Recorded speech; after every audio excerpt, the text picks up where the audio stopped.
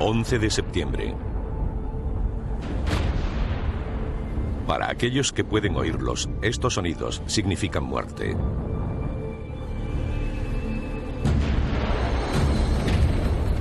...11 de septiembre de 1814.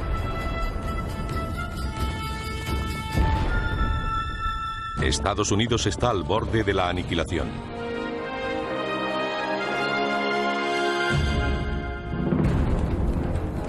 Un ejército invasor está a las puertas de una de las principales ciudades del país. Su capital ha sido arrasada, sus defensas hechas añicos. Una sola cosa se interpone entre las fuerzas enemigas y la destrucción de la nación. La voluntad de 15.000 hombres y mujeres, decididos a impedir la primera invasión de su país.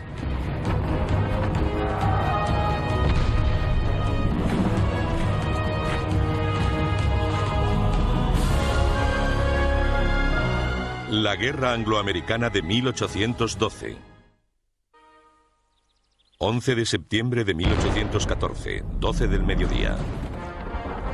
Al mediodía, un cañón hace un disparo alertando a la ciudad, rompiendo la tranquilidad de una mañana de domingo.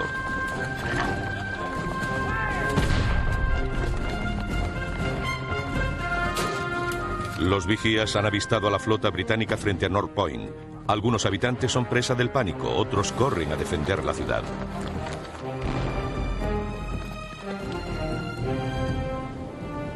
El ataque a Baltimore requiere un asalto combinado por tierra y mar.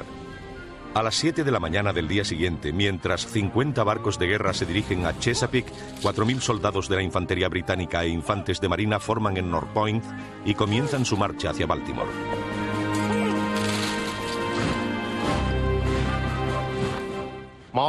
Marchar en las calurosas y húmedas condiciones del verano de la bahía de Chesapeake puede ser duro.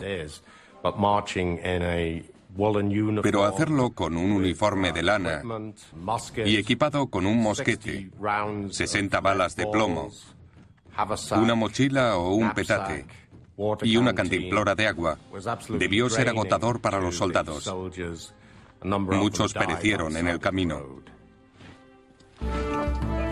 Sin desanimarse, el general británico Robert Ross, motivado por su sobrecogedora victoria en Bladensburg y la quema de Washington, sigue adelante.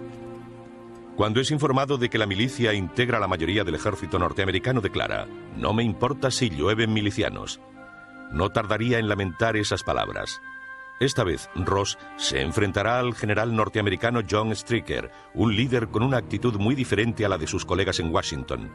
Stryker está decidido a que los soldados no huyan como ovejas perseguidas por perros, como habían hecho ante el Capitolio. Superado en número y armamento, y sabiendo que se enfrenta al mejor ejército del mundo, Stryker da a sus hombres una orden diferente: atacar. La milicia no es proclive a cargar con la bayoneta en pleno día, y mucho menos por la noche, pero Stryker se da cuenta de que debe actuar. Envía una avanzadilla formada por fusileros y jinetes.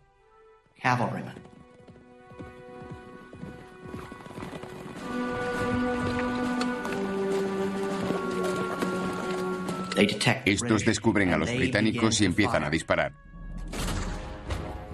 Así comienza la batalla de North Point.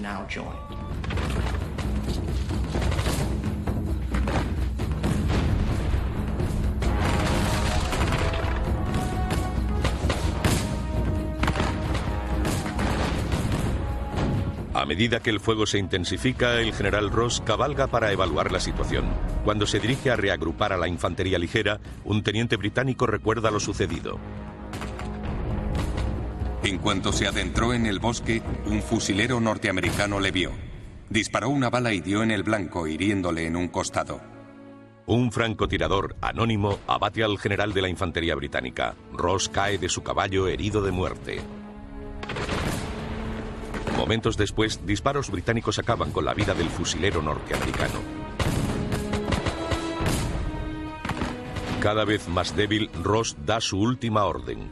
Cede el mando al coronel Arthur Brooke y muere. La noticia de la muerte de Ross se extiende rápidamente entre las filas. El guardiamarina Robert Barrett expresa la impresión compartida por muchos en la fuerza de invasión británica. Doy fe de que el venerado general Robert Ross era considerado por todos los rangos un verdadero héroe.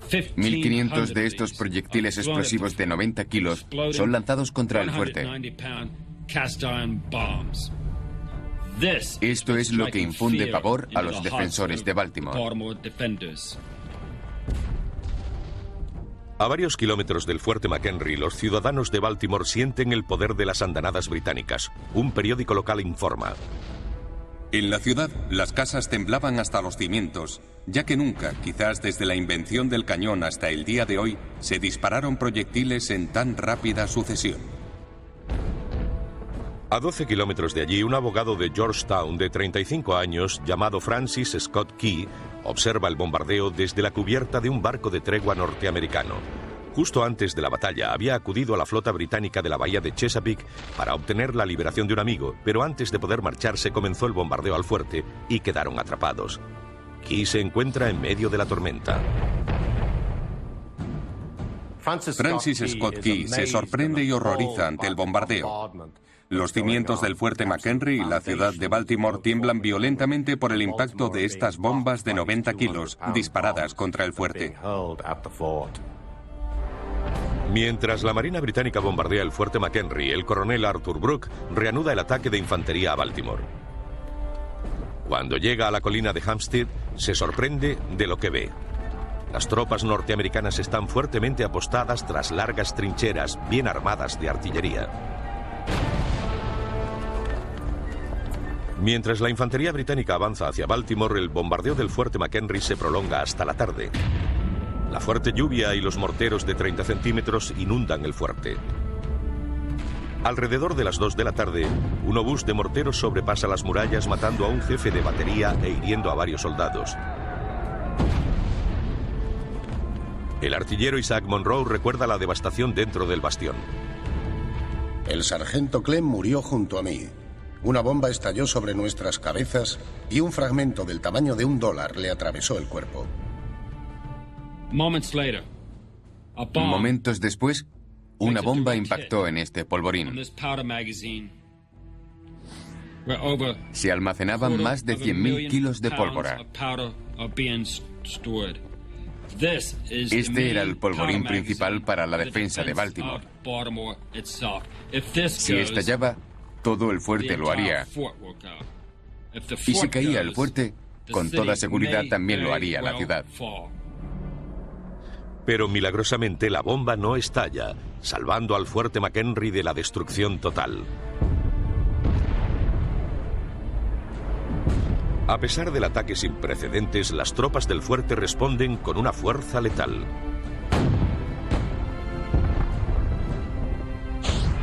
Al caer la noche, el bombardeo dura más de 12 horas. El cielo sobre el fuerte McHenry se enciende con los relámpagos y el resplandor de los cohetes, mientras los ensordecedores truenos y las explosiones de la artillería sacuden todo Baltimore. Un infante de marina estadounidense se siente atemorizado ante el deslumbrante pero mortífero espectáculo. Creo que la visión más hermosa que tuve durante el bombardeo fueron las bombas y los cohetes volando. Se da la orden de apagar todas las luces de Baltimore para dejar a los británicos sin referencias estratégicas. Ahora solo el resplandor periódico de los relámpagos y la explosión de los proyectiles iluminan el fuerte McHenry. En su interior, el comandante Armistead y sus hombres saben que deben aguantar. El destino de la ciudad y quizá de toda la nación está en sus manos. La única forma en que Francis Scott Key y el pueblo de Baltimore sabrán si han tenido éxito será que la bandera siga ondeando sobre el fuerte. Así que observan y esperan. Durante la noche del 13 de septiembre de 1814, la Armada mantiene el bombardeo del fuerte McHenry en el puerto de Baltimore. Un guardiamarina británico recuerda el implacable ataque de artillería. El bombardeo se prolongó durante toda la noche con furia. Los silbantes cohetes y las ardientes bombas iluminaban el cielo, amenazando con destruir todo. Para añadir solemnidad a esta escena de devastación, la lluvia caía torrencialmente y los truenos retumbaban tras el resplandor de los relámpagos. Dentro del fuerte, sobre el que ahora solo ondea el pequeño estandarte, los hombres de George Armistead responden al fuego. La única forma que teníamos de dirigir nuestro fuego era gracias a la luz de los cohetes y el fogonazo de sus cañones. Aquellos ciudadanos de Baltimore que aún no han huido de la ciudad observan la escena con horror. Francis Scott Key es uno de ellos. A lo largo de toda la noche recorre la cubierta de su barco en la oscuridad, esperando que las explosiones continúen, porque el silencio podría significar la capitulación del fuerte. Mientras la Marina bombardea el fuerte, el coronel Arthur Brooke, comandante de la Fuerza Terrestre Británica, se prepara para un ataque final en la colina de Hampstead, a las afueras de la ciudad. Para ayudar a Brooke, el vicealmirante Cochrane ordena una maniobra de distracción contra el flanco occidental del fuerte McHenry con una flotilla de 20 barcos armados con artillería. Pero los norteamericanos no caen en la trampa. En vez de ello, bombardean a la flotilla.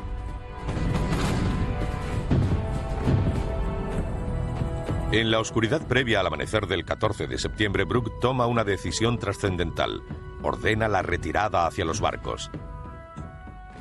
El 14 de septiembre, a las 4:30 de la madrugada, las baterías norteamericanas en el fuerte McHenry disparan sin cesar.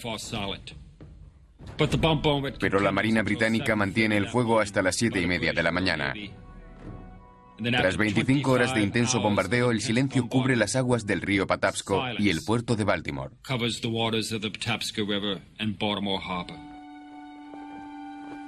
Aquel silencio sigue a la orden de alto el fuego contra el fuerte McHenry. La operación nocturna de la flotilla había fallado. Durante todo ese tiempo, el andrajoso y mojado estandarte ondeó desafiante sobre las murallas. Cochrane se da cuenta de que es inútil seguir luchando.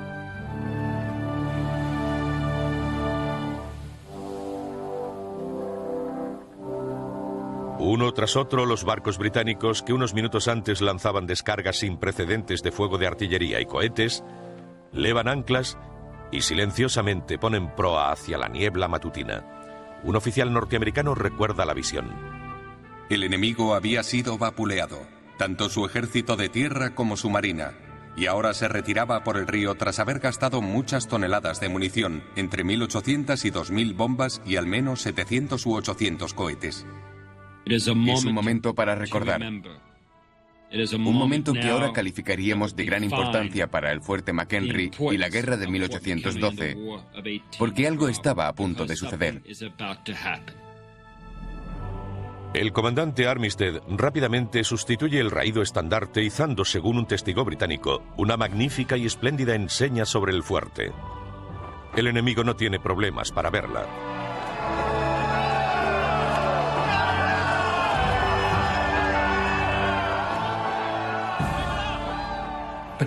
Gradualmente la niebla de la mañana empezó a levantar, y una vez más Key ve las barras y las estrellas ondeando sobre el fuerte McHenry.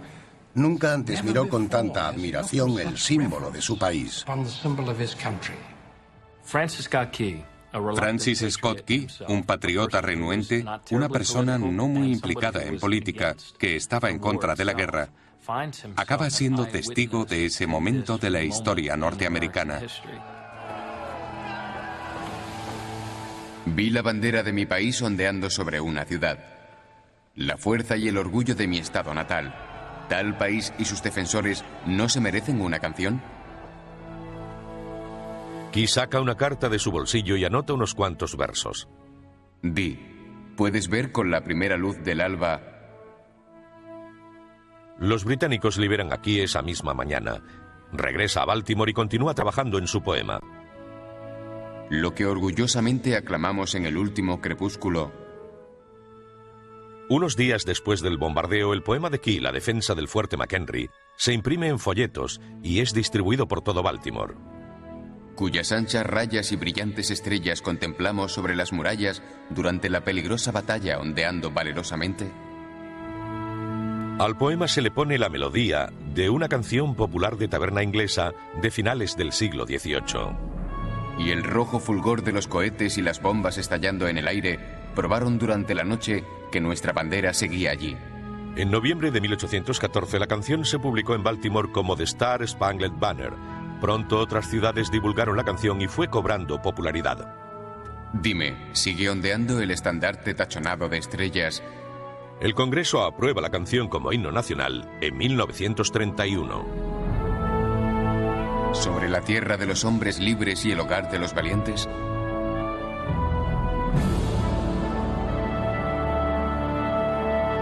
La noche del 14 de septiembre de 1814, el fuego vuelve a iluminar el cielo de Baltimore, esta vez en celebración. Hubo grandes celebraciones, bailes y fuegos artificiales. Y la mejor carta escrita en aquellos momentos es la de una señora de Filadelfia, dirigida a su padre. En ella decía: papá, por las calles solo se oyen vítores. El general Ross ha muerto. Baltimore se ha salvado. Hay temores, dice en otra carta, de que los norteamericanos tengan que volver a jurar lealtad a la corona inglesa. Para alguna gente, había mucho en juego. Pero al otro lado del océano se desarrolla un hecho importante que afectará al curso de la guerra. Representantes británicos y norteamericanos comienzan a mantener conversaciones de paz en Gante, Bélgica.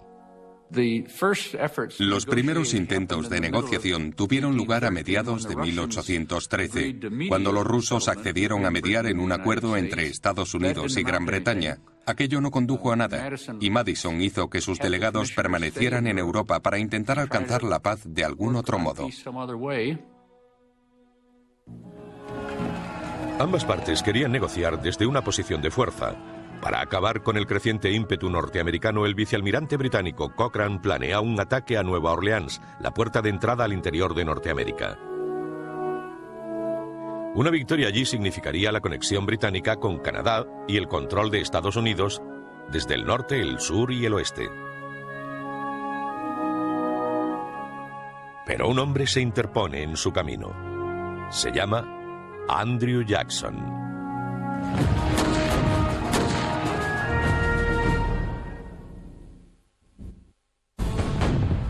En diciembre de 1814, los acontecimientos dentro y fuera del campo de batalla harán que la guerra de 1812 tome una dirección sin precedentes.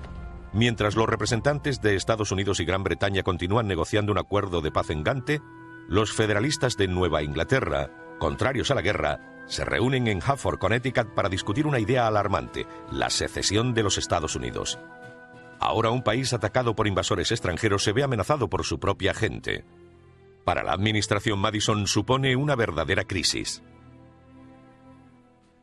Sabían que había representantes de británicos en Hartford negociando con los políticos de Nueva Inglaterra y que podría darse un movimiento de secesión. Parecía que todo fuera a deshacerse. Con el desarrollo político en una etapa crítica, los británicos apuntan a Nueva Orleans, donde una victoria podría amenazar la unidad e independencia de los Estados Unidos. Pero en su camino se encuentra Andrew Jackson, de Tennessee, de 47 años, cuya voluntad indomable, sus agallas forjadas en combate y su ardoroso temperamento le valen el legendario apodo de Viejo Hickory. Andrew Jackson es un individuo agresivo. Le gusta batirse en duelos, y cuando toma el mando del ejército, alojada entre su pulmón y su corazón, hay una bala. La disentería lo atormenta, pero su indomable voluntad prevalece. Y Jackson es un hombre a tener en cuenta. Pocos se enfrentan a él, y quienes lo hacen rara vez salen indemnes. Como comandante del 7º Distrito Militar de Estados Unidos, el general Jackson debe supervisar la defensa de Nueva Orleans. La cercana lucha será mucho más que una tarea militar. Es su oportunidad de exorcizar un profundo odio que se remonta a su juventud, cuando fue hecho prisionero por los casacas rojas durante la Guerra de Independencia. Algunos lo achacaban a la cicatriz de su cara causada por el sable de un oficial británico cuando Jackson se negó a limpiar sus botas. Pero es algo más profundo. Sus hermanos y su madre murieron de enfermedad como resultado de su cautiverio en manos británicas. A medida que crecía su odio hacia los británicos, empieza a buscar venganza. Y la guerra de 1812 le ofrece la oportunidad perfecta. Jackson expresó este sentimiento a su esposa Raquel a comienzos de la guerra. Tengo con Gran Bretaña una deuda de venganza. Si nuestras fuerzas se enfrentan, confío en pagarla. Pero la sed de venganza de Jackson estaba a punto de entrar en conflicto con un inesperado adversario, el presidente de Estados Unidos, James Madison. Pensemos en aquellos dos hombres, Jackson y Madison. Eran físicamente muy diferentes. Jackson era un alto, dinámico y vigoroso líder militar. Y Madison era un hombre estudioso, brillante y educado. No podían ser más diferentes en su forma de trabajar con la gente y en su aspecto. Previamente ese mismo año, Madison se había opuesto a la promoción de Jackson a general, lo cual se llevó a cabo sin su consentimiento, pero a pesar de la aversión personal de Madison, era el único hombre que podía salvar Nueva Orleans. Jackson llega a la ciudad el 1 de diciembre de 1814. Promete audazmente expulsar a sus enemigos al mar o morir en el intento. Inmediatamente toma medidas para organizar las defensas de la ciudad. De repente, se creó un gran alboroto en toda Nueva Orleans, escribía un residente. Jackson era infatigablemente activo.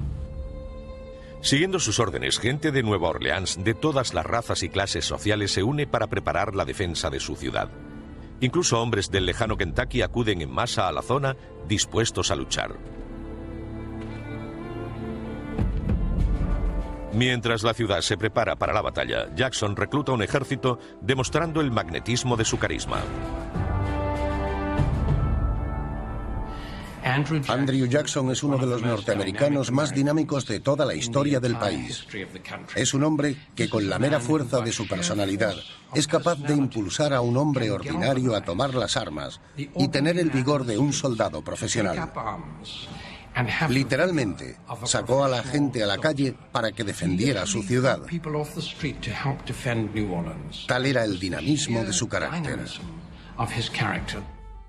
Si alguna vez se reunió una fuerza variada para defender a los Estados Unidos de América, fue en Nueva Orleans. Soldados, hombres de la frontera, voluntarios, criollos de habla francesa, indios y piratas. Un cúmulo de personas totalmente dispares. Estados Unidos estaba representado, por así decirlo, por hombres corrientes en todos sus colores e idiomas. ¿Tendrían disciplina para aguantar, no retirarse ni huir y obedecer las órdenes recibidas? Jackson no tardaría en descubrir la respuesta. Su ejército de casi 4.000 hombres, en su mayoría desentrenados, que parecían no tener ninguna oportunidad frente a los 10.000 soldados británicos, emprendió su labor.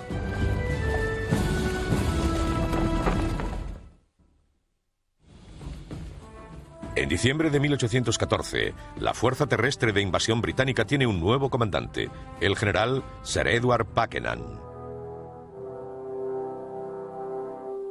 Sir Edward Michael Buchanan es uno de los oficiales más famosos del ejército británico. Se ganaba una gran reputación donde quiera que servía. Era el tipo de hombre que las tropas respetaban. El 12 de diciembre, unos pescadores divisan a la armada británica en la entrada al lago Borm. Cuando la noticia llega a Nueva Orleans, cunde el pánico entre los ciudadanos, pero Jackson, en vez de alterarse, pone a la ciudad en estado de sitio.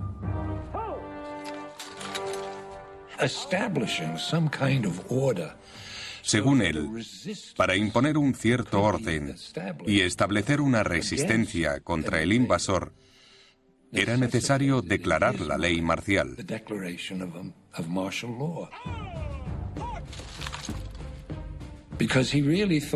Porque estaba convencido de que la población indígena cooperaría con los británicos. Dirían, tomad la ciudad, pero no la queméis, por favor. No hagáis nada que pueda dañarnos. Creo que Andrew Jackson estaba decidido a quemar él mismo la ciudad si era necesario, pero quería que aquella gente lo respaldara, que estuviera tras él para repeler la invasión británica. El 14 de diciembre, mientras los británicos avanzan hacia Nueva Orleans, entran en combate con una flotilla norteamericana en el lago Borm. Superados en número y armas, los norteamericanos hacen frente y luchan hasta que prácticamente todos los hombres resultan muertos, heridos o capturados. La acción retrasa, pero no disuade a los británicos. Una columna avanza a través de las ciénagas hasta la plantación Villeray, a unos 8 kilómetros de Nueva Orleans. Los británicos capturan a varios miembros de la milicia local. Después deciden esperar a que les alcance el grueso de la fuerza invasora en vez de atender el consejo de sus oficiales de seguir adelante y tomar a la indefensa ciudad por sorpresa. Un error que pronto lamentarán.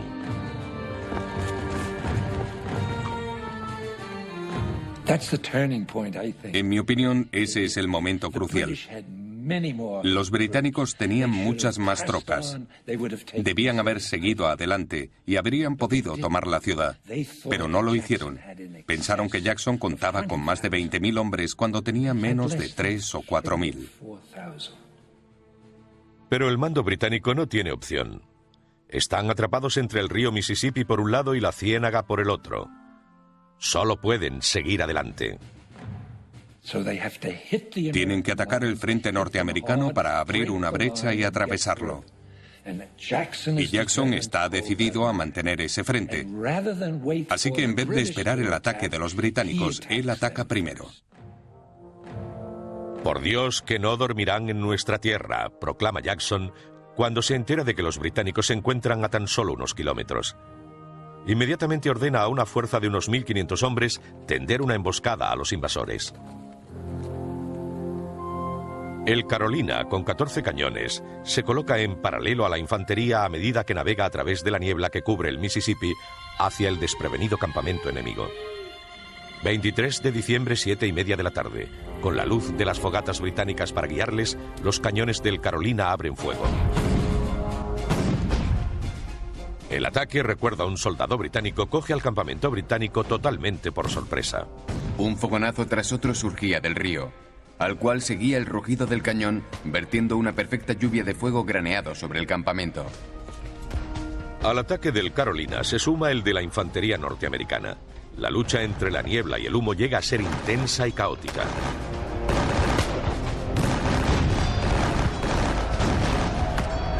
Chocan las bayonetas y se dispara a bulto.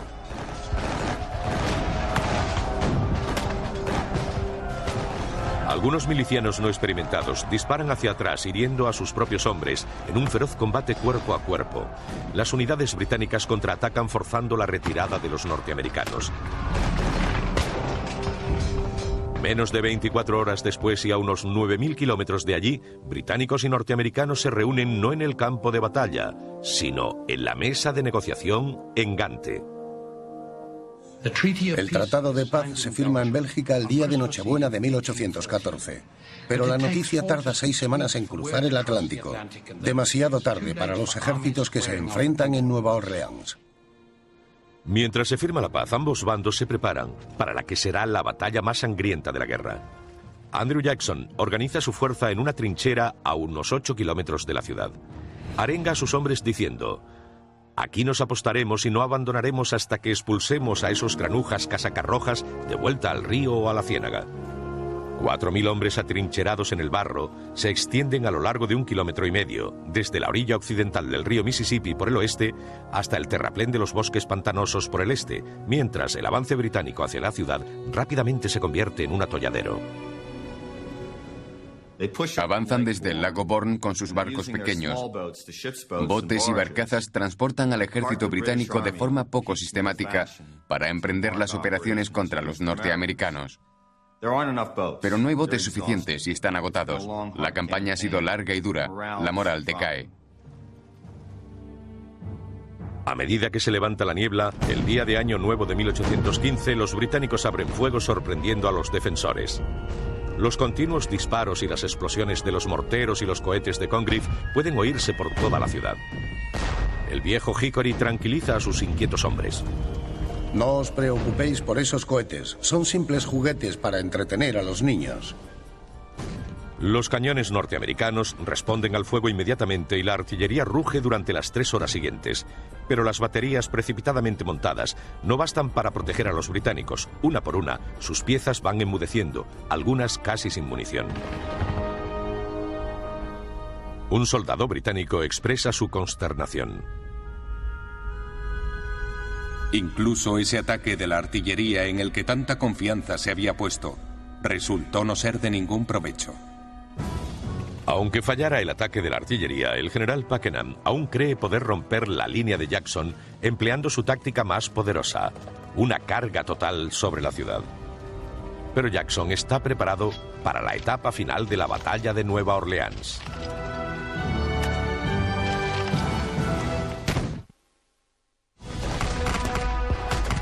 El 7 de enero de 1815, tras semanas de resistir a los invasores británicos, el harapiento ejército de Jackson, formado por 4.000 hombres, espera. En cualquier momento comenzará el inevitable ataque. La batalla de Nueva Orleans será el enfrentamiento culminante de la guerra de 1812.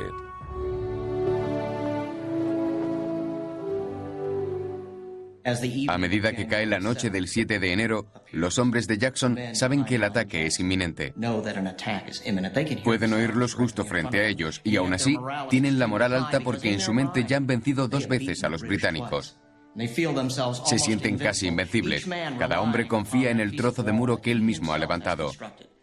Su moral, junto con su buena suerte, hace que cambie el curso de la batalla.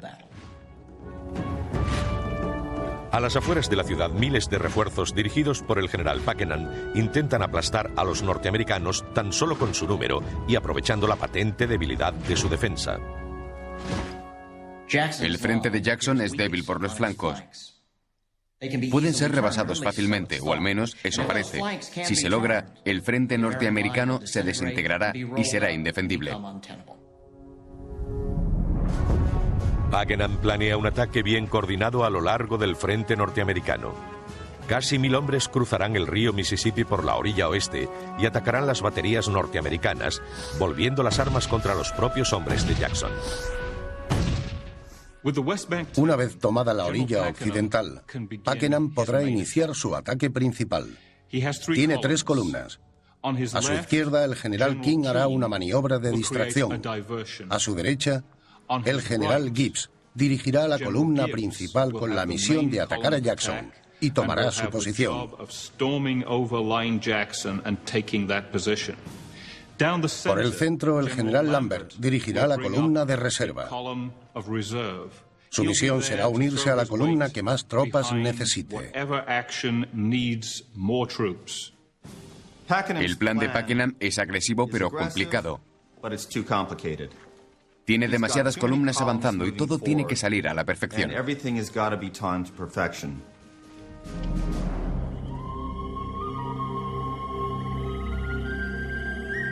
En la niebla previa al amanecer del 8 de enero de 1815, los británicos comienzan su avance. Desde el principio, los problemas acosan a las tropas de Pakenham. Los fangosos bancos del río retrasan el ataque. Una vez en el agua, las rápidas corrientes envían a algunos barcos demasiado lejos río abajo antes de que puedan alcanzar la orilla occidental. Para cuando consigan hacerlo, será demasiado tarde para unirse a la batalla.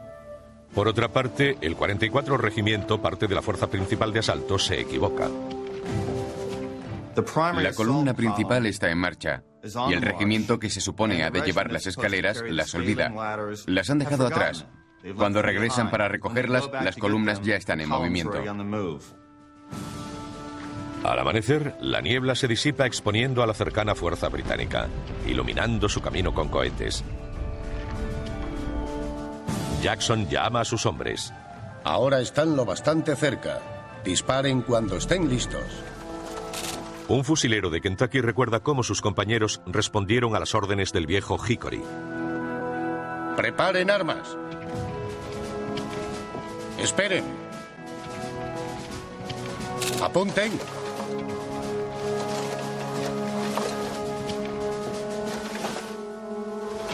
¡Fuego! El pesado cañón de hierro y miles de armas pequeñas se unieron para hacer que el suelo temblara bajo nuestros pies. Tan pronto como se abrió fuego, el capitán Patterson vino corriendo. Gritó: «Apuntad bajo, muchachos, abatidlo». Esos norteamericanos, en vez de huir, hicieron frente y diezmaron las filas británicas. El disparo de un cañón, según contaron, abatió a 100 casacas rojas.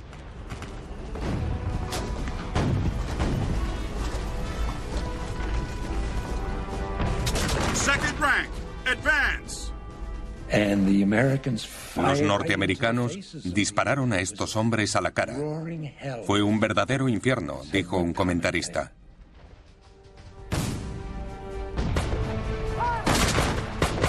La confusión en las filas británicas se extiende por la columna dirigida por el general John Gibbs. En vez de precipitarse, los norteamericanos esperan para responder al fuego, incluyendo el 44 Regimiento. Un error fatal presenciado por un oficial británico. De pronto, todo el frente norteamericano, desde el pantano hasta más allá de su centro, abrió fuego. En menos de lo que se tarda en escribirlo, el Regimiento 44 fue borrado de la faz de la tierra. La columna de Gibbs continúa su avance. A duras penas, los soldados consiguen llegar a la zanja cavada ante la línea norteamericana, pero sin escaleras no pueden escalar el terraplén y se convierten en blancos fáciles para los defensores, que abren fuego directamente sobre ellos. Cunde el pánico y la situación se vuelve caótica. Gibbs cabalga hacia el frente para unirse a sus dubitativos hombres, pero se ve atrapado en medio del fuego y cae del caballo mortalmente herido. Poco después, el general Key también es abatido. Mientras el mando británico comienza a derrumbarse, Jackson destila tranquilidad y confianza observando la batalla desde el centro de sus líneas. Pero mientras el centro y el flanco izquierdo permanecen fuertes, el derecho sigue siendo vulnerable. Las tropas británicas mandadas por el coronel Robert Rennie se las arreglan para subir el terraplén.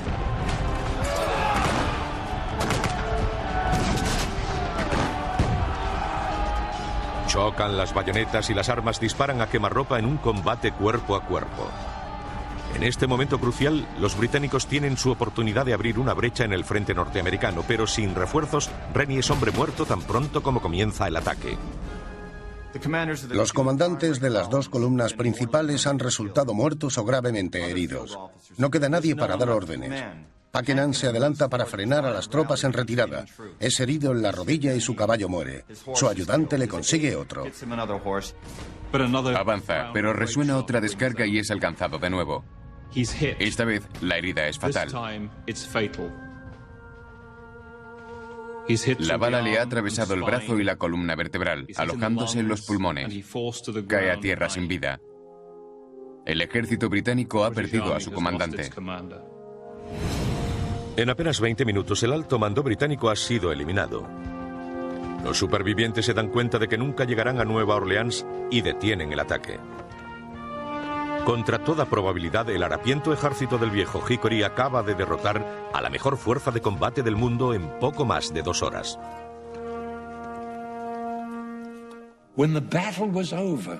Cuando terminó la batalla y Jackson salió a ver la carnicería, aún quedaban algunos hombres con vida. Sus brazos y piernas empezaron a surgir de entre los cuerpos de los hombres que habían caído sobre ellos. Y Jackson dijo que le recordaba a la resurrección, cuando los muertos se levantarán de sus tumbas. Una escena impresionante. Más de 2.000 soldados británicos resultaron muertos, heridos, dados por desaparecidos o hechos prisioneros. Los norteamericanos informan de tan solo 13 muertos y varias docenas de heridos.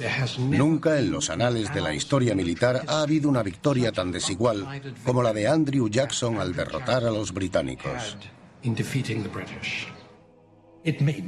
No tuvo ningún sentido. ¿Quién podría creer en tal victoria? Demostraron a los norteamericanos de todos los tiempos que tenían la capacidad, la voluntad y el liderazgo para derrotar a cualquier país que intentara invadirnos. Se había dudado al respecto, pero la cuestión quedó aclarada gracias al general Andrew Jackson y los hombres y mujeres que lucharon en la batalla de Nueva Orleans.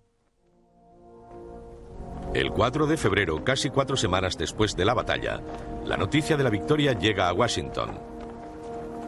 La capital se vuelve loca. Gracias a Dios que los bárbaros han sido derrotados, anunciaba un periódico local. Gloria a Jackson, gloria al ejército, canciones de libertad, benefactores del país. Salve a todos. Hay una nueva sensación de orgullo nacional. Un fervor patriótico en el que se expresan la virtud, la pureza y los valores norteamericanos como no se había visto desde la Guerra de Independencia. 9 días después, la delegación de paz regresa a Washington con el Tratado de Gante, poniendo fin a la guerra de 1812. Los términos del tratado restauran los límites territoriales y los derechos marítimos de los que disfrutaba antes del conflicto. Irónicamente, no se resuelve la causa principal, la recluta forzosa, que había dejado de ser un problema con el final de la guerra napoleónica. El Congreso ratifica el tratado el 17 de febrero. Esta guerra de 1812, que comenzó por motivos aparentemente insignificantes, llevará a la definición de la Norteamérica moderna. Esta guerra confirmará su destino manifiesto y conducirá a Estados Unidos a una nueva era. El resultado de la guerra alteró enormemente la capacidad de Estados Unidos de existir como país independiente bajo una constitución republicana. El propio John Adams dijo que la forma en que Madison condujo la guerra y la terminó ganó más gloria para el país que todo lo que lograron sus tres precursores juntos. John Adams no era dado a elogiar a nadie que no se lo mereciera. James Madison y Andrew Jackson, inverosímiles aliados, son saludados como héroes. A pesar de sus defectos, la fuerza de estos dos hombres repercutiría más allá de la guerra de 1812. Juntos serían la personificación de una nueva república. Estos dos hombres tan diferentes son capaces de unir al pueblo norteamericano y ayudarlo a atravesar un momento muy difícil, porque sus liderazgos y creencias abarcan un espectro muy amplio cuando se unen. Y ese será el futuro de Norteamérica. La noticia de la victoria siembra un nacionalismo eufórico por todo el país. Pero no todo el mundo lo celebra. Quienes se habían opuesto a la guerra están a punto de pagarlo muy caro. Los delegados federalistas que habían abogado por la secesión son tachados de traidores. Sin embargo, a Andrew Jackson, el salvador de Nueva Orleans, sus hazañas heroicas lo catapultan del campo de batalla a la Casa Blanca como el 7º presidente de la nación en 1829. Su elección confirma la llegada de una nueva era para Estados Unidos, forjada por hombres que dieron forma a los tiempos que vivieron.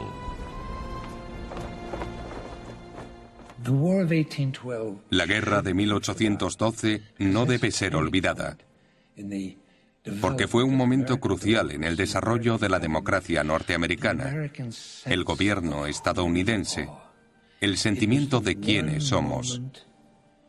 Era el momento que necesitábamos psicológicamente para demostrar que teníamos el derecho a existir como nación libre e independiente.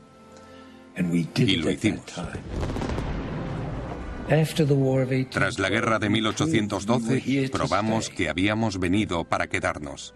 Y por eso pienso que hoy debe ser recordada por todos los norteamericanos. La de 1812 se recuerda como la Guerra Olvidada. Una historia de valor, resistencia y un poco de suerte. Forjada por el fuego y unida por la voluntad, una joven nación desafió toda probabilidad y ganó.